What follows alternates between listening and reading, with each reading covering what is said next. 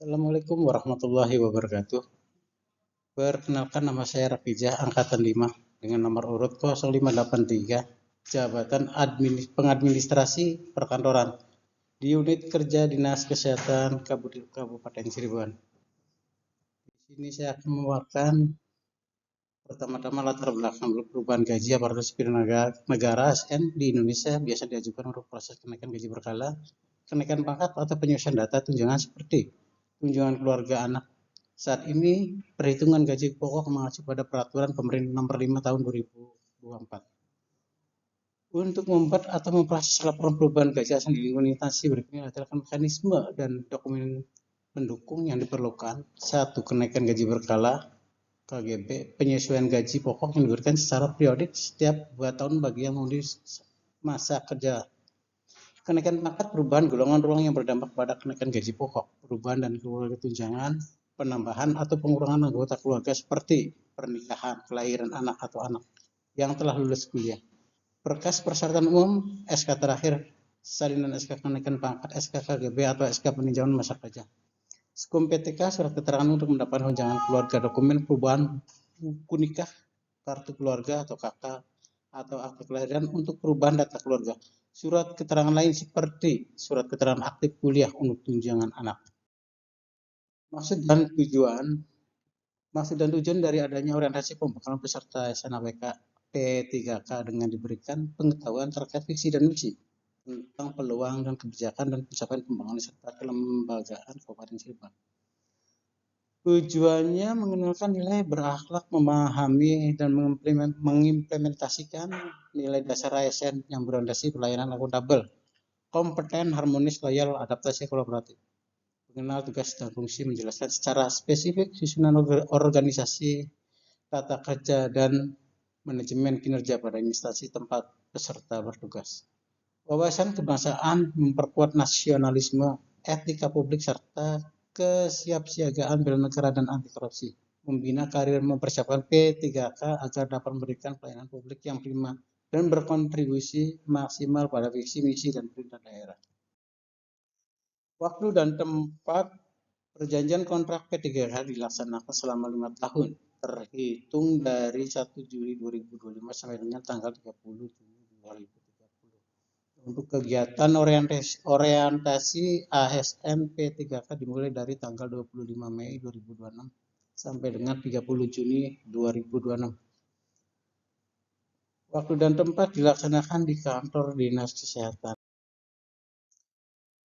Untuk rencana aksi, menulis tahap perencanaan dilakukan untuk mengidentifikasi permasalahan, menentukan solusi yang tepat, serta menyusun langkah-langkah yang akan dilaksanakan dalam rangka peningkatan efisiensi pendistribusian leger gaji ASN.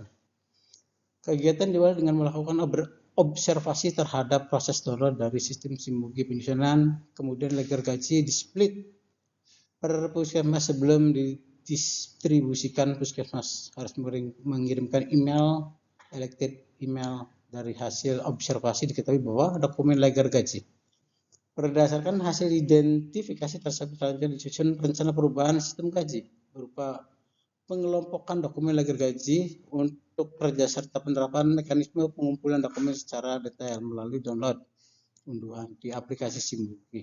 Memperoleh masukan serta dukungan terhadap pelaksanaan rencana aksi. Selanjutnya disusun jadwal kegiatan, kebutuhan pendukung, serta indikator keberhasilan yang akan digunakan untuk mengukur capaian pelaksanaan rencana aksi.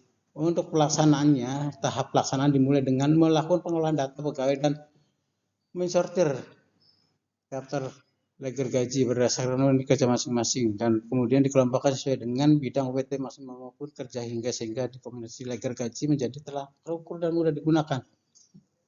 Setelah proses penyortiran selesai, dokumen leger gaji didistribusikan dalam bentuk soft file PDF kepada masing-masing unit kerja agar melakukan penandatanganan dokumen di tempat tugasnya masing-masing tanpa harus datang ke kantor dinas kesehatan. Dengan mekanisme ini, pelayanan kesehatan di puskesmas tetap dapat berjalan sebagaimana mestinya.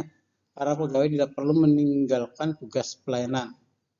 Selanjutnya, dokumen yang telah ditandatangani oleh seluruh pegawai pada masing-masing unit kerja dipindahkan dalam format PDF. Hasil pemilihan kemudian diunggah melalui teleform yang telah disiapkan sebagai media pengumpulan dokumen secara digital. Dokumen yang telah masuk teleform selanjutnya diverifikasi dan disiapkan oleh bendahara gaji dinas kesehatan sebagai bagian dari proses administrasi legal gaji ASN. Dan evaluasinya, tahap evaluasi dilakukan untuk mengetahui aktivitas pelaksanaan secara aksi serta pengukur tingkat keberhasilan berbagai yang dilakukan. Evaluasi dilakukan dengan membandingkan kondisi sebelum dan sesudah pelaksanaan rencana aksi. Beberapa aspek yang dievaluasi meliputi kemudahan pegawai dalam menentukan nama pada legal gaji, kecepatan proses penandatanganan dokumen, jumlah pegawai yang harus datang ke kantor dinas kesehatan, ketepatan waktu pengumpulan dokumen serta kelengkapan dokumen yang diterima melalui teleform. Selain itu dilakukan pengumpulan masukan dari bendahara gaji maupun perwakilan unit kerja mengenai kendala yang masih ditemukan selama pelaksanaan hasil evaluasi, kemudian dianalisis untuk menentukan langkah-langkah penyempurnaan yang diperlukan pada periode berikutnya. Sebagai tindak lanjut, disusun laporan hasil kegiatan manfaat yang diperoleh, hambatan yang dihadapi, serta rekomendasi pengembangan sistem pengelolaan dokumen legal gaji ASN lebih efektif, efisien, dan berkelanjutan. Untuk perencanaan aksinya, tahap aksi pra-distribusi 1, 2 eksekusi portal, 3 eksekusi email, 4 pasca distribusi. Aktivasi utamanya pemisahan split file, pengunggahan file ledger ke folder cloud tiap unit kerja. Pengiriman massal email blast slip gaji individu ke pegawai, monitoring laporan dan pembukaan kanal helpdesk.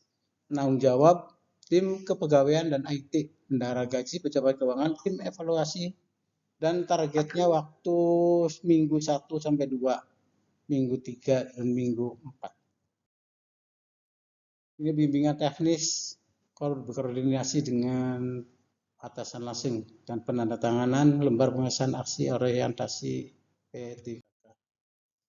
Kesimpulan, pelaksanaan orientasi pegawai pemerintah dengan rencana kerja P3K merupakan sarana pengembangan kompetensi yang bertujuan untuk membentuk ASN profesional, berintegrasi, berorientasi, pelaksanaan, serta mampu memberikan kontribusi nyata dalam pelaksanaan tugas dan fungsi dalam unit kerja masing-masing. Salah satu dari kegiatan orientasi tersebut adalah penyusunan dan pelaksanaan rencana aksi yang berfokus pada penyelesaian permasalahan aktual di lingkungan kerja.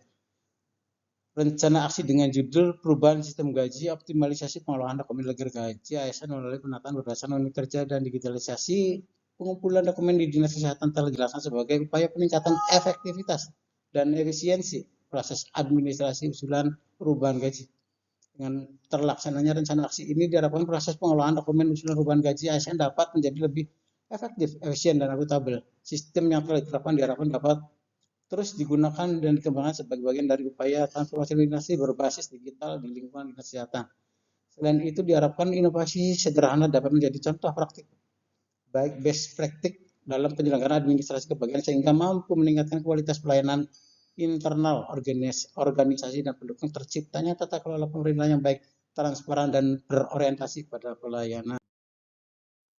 Saran untuk menjaga berkelanjutan hasil yang telah dicapai diperlukan komitmen seluruh pihak terkait dalam meneruskan mekanisme pengelolaan dokumen yang telah disusun, pengelompokan listing berdasarkan unit kerja dan pemaparan media digital dalam pengumpulan dokumen perlu terus dilakukan dan disempurnakan sesuai dengan kebutuhan organisasi. Selain itu diperlukan evaluasi secara berkala terhadap pelaksanaan proses usulan perubahan gaji ASN guna memastikan efektivitas sistem yang dilakukan serta mengidentifikasi peluang perbaikan pada periode berikut. Dukungan pimpinan pengelolaan pegawai dan seluruh ASN menjadi faktor penting dalam keberhasilan implementasi inovasi administrasi yang berkelanjutan.